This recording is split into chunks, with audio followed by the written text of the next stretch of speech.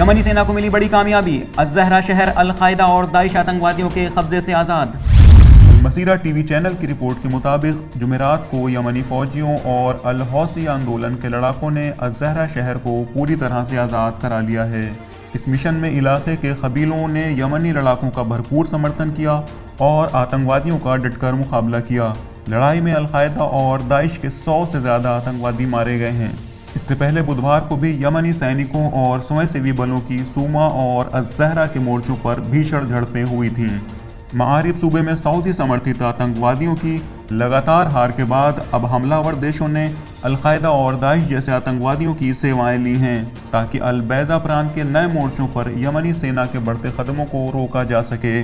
Saudi अरब ने America से हरी झंडी मिलने के बाद मार्च 2015 में कई देशों के साथ मिलकर यमन के खिलाफ जंग छेड़ दी थी और दावा किया था कि एक हफ्ते में यमन पर कब्जा कर लेंगे। लेकिन पिछले 6 वर्षों में जबकि सऊदी सैन्य गठबंधन ने भीषण हवाई हमलों के साथ साथ ज़मीनी जंग भी छेड़ रखी है और यमन को पूरी तरह से खंडर में तब्दील कर दिया है, लेकिन यमनी जियालों को हराने में नाकाम रहा है और अब ऐसी स्थिति है कि न निवाला निगला जा रहा है और न उगला जा रहा है, यानी न जंग बंदी कर पा रहा है और न जंग जारी रखने की स्थिति में है। और तलब है कि यमन की घेराबंदी और हवाई हमलों में बड़ी संख्या में बच्चों और औरतों समेत अब तक लाखों लोग मारे जा चुके हैं।